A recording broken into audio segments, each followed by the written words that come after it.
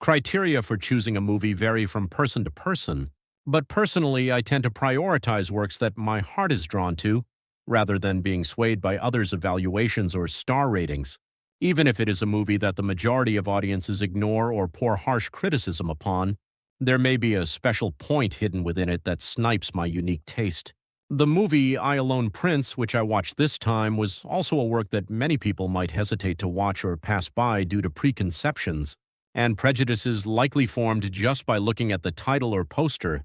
However, after accidentally coming across the trailer in the theater, I was captivated by Kwang-soo's expressions and the exotic scenery of Vietnam, leading me to a strong conviction that I must watch this movie regardless of others' views.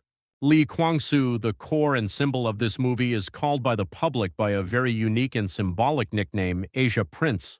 This nickname was naturally born through the long-running variety program Running Man, which catapulted him to stardom, but the nuance within Korea is actually quite different.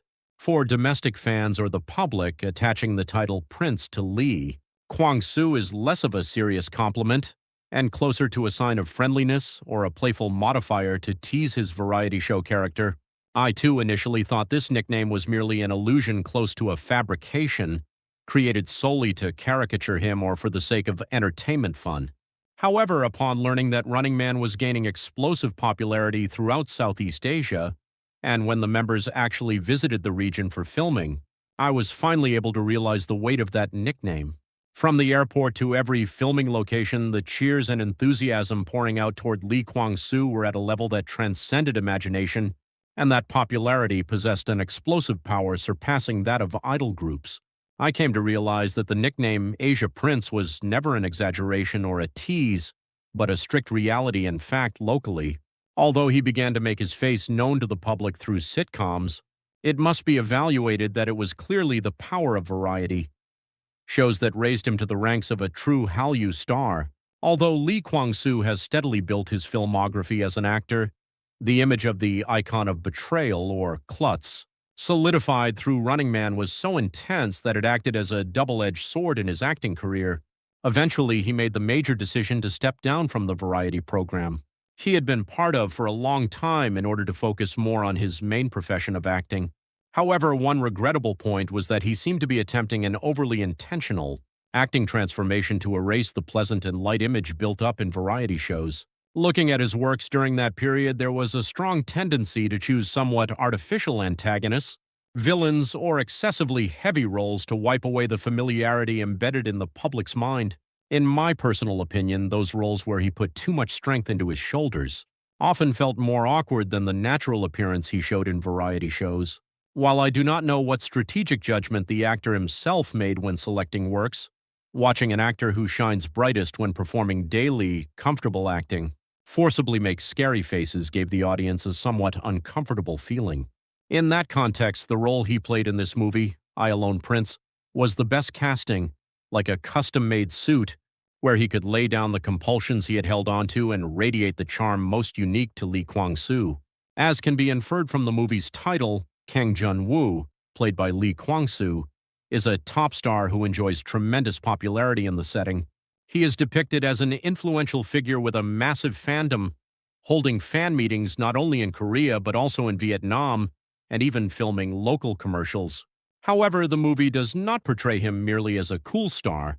It depicts him as a multidimensional character who is somewhat intoxicated by success, has fallen into mannerisms, and possesses a slight arrogance and precariousness, believing he is the best in the world.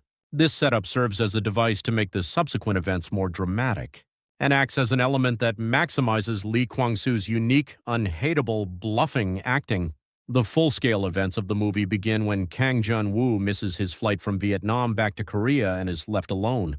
The situation of a top star left all alone in the unfamiliar land of Vietnam, where he cannot even speak the language, without a single manager or staff member who always guarded his side, induces interesting suspense and comedy in itself. To make matters worse, all he had was a small amount of cash in his wallet, a mobile phone, and a luxury watch on his wrist. In the early part of the movie, it shows the sense to place kind episodes so that Korean audiences, who are unfamiliar with the Vietnamese currency unit dong, can intuitively understand how much the money he has is worth. In particular, the scene revealing that the 50,000 dong he possesses is a small amount, barely enough to buy a single cup of juice, evokes a pitiful laugh. From this point on, the audience naturally converts the prices presented in the movie into Korean won values and becomes more immersed in the protagonist's plight.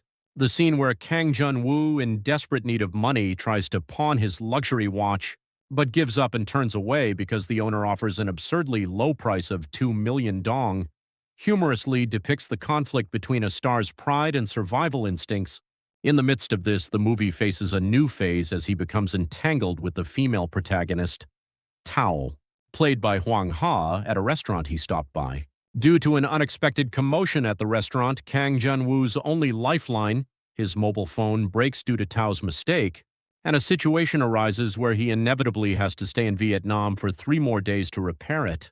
From this point, the movie takes on the form of a road movie depicting the chaotic companionship between the arrogant top star Kang Jun-woo and Tao, who is diligently working part-time locally with dreams of becoming a barista.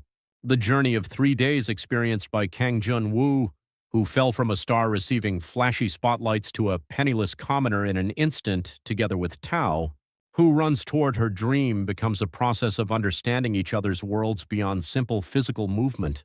In a way, one could criticize it as a development that follows the obvious cliché of a romantic comedy where bickering turns into affection, but I actually found the comfortable fun provided by that familiarity to be quite significant. Although I was the only audience member in the theater, as the movie progressed towards the latter half, moving points that touched the heart beyond simple comedy came alive, and my immersion increased further. I fell deeply into the movie to the point where my eyes turned slightly red at the touching emotions that came after the laughter, and Kwang-soo proved his true worth as an actor, once again by excellently digesting not only comic acting but also serious emotional acting.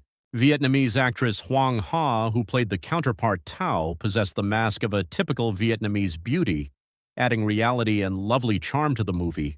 Initially, I expected it to be a simple comedy movie for killing time, but the sweetness unique to romantic comedies and the growth of the characters blended well, giving me satisfaction beyond expectations. It is said that it was released in Vietnam in October, earlier than in Korea.